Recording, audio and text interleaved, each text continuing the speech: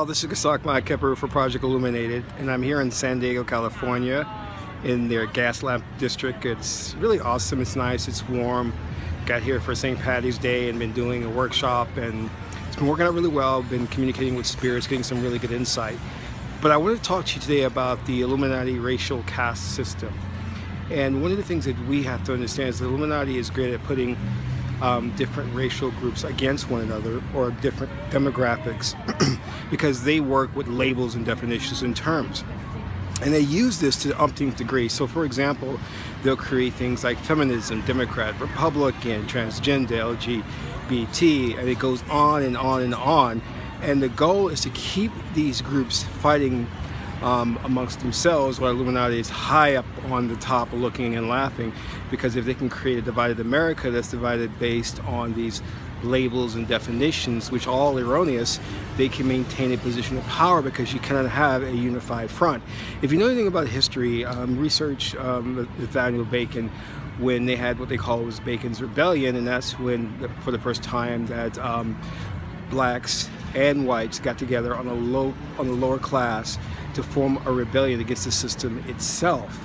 And that was prior to any classification of race, because we know that the idea of what is black, white, Asian, those are just fabricated labels and definitions. And this traces all the way back to ancient Kemet with the Egyptians, or the Egyptian god Sebek, who is, you'll see, is a jackal-headed deity.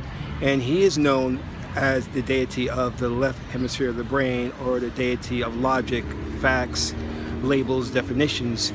But he does not know truth, because when you are involved in segregative thinking, where you're constantly splitting hairs, constantly creating these erroneous definitions and labels, you lose touch with reality, because reality comes into, or truth comes into being, through whole brain thinking, which is ma'at, which is taking the pieces and forming the whole from the pieces and seeing the bigger picture. So the Illuminati's control system is based upon creating a caste system, whereby you have these racial groups that are fighting for resources. And what they'll do is, the Illuminati, via the oligarchy that are in control, will give out a certain amount of resources and have the groups fighting amongst themselves for those resources. And it's all based upon what we call as white supremacy. Who can align themselves with the white supremacist doctrine more? In other words, you'll have, for example, Indian people, you have Asian people. You know, Asian people are widening their eyes, having these operations. You have African Americans who are lightening their skin. All of this is to get closer and align themselves to the ruling and dominant culture, which are the white supremacists, in order to gain favor, because any type of caste system or ruling system has to be based on punishment and reward. If you play the game, if you are going to be the class clown, you will get movie deals, you'll be out there, they'll really promote you, and you'll be on the top of the totem pole. So this is what we're facing right now, and again, it's to keep the different factions or groups in the country fighting each other for a higher position on that caste system, or that racial totem pole, to be more specific. And what they have is each group is stepping on top of one another to gain resources, the limited resources that are put out there.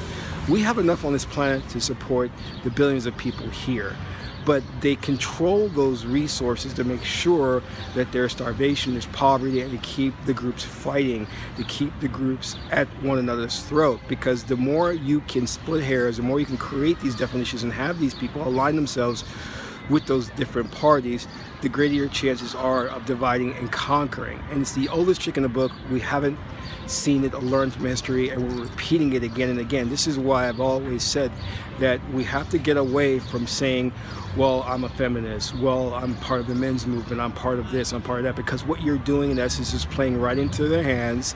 You're aligning yourself with an erroneous definition, a label that does not really exist, just like the classification of race does not exist, so that maybe you can feel better about yourself. And that's really what it comes down to, because you'll notice that a lot of these labels and definitions are people adhere to them on a psychological level, because that shadow self within them is seeking to become validated as a racial group or a political party. But specifically when we look at, you know, like Asians, Latinos, blacks in this country, it's more so about being accepted as part of the white oligarchy. And that comes into many forms. That comes into like betraying your own race, or it comes into lightening your skin, widening your eyes, you know, having operations to close your nose, or wearing weaves and whatnot.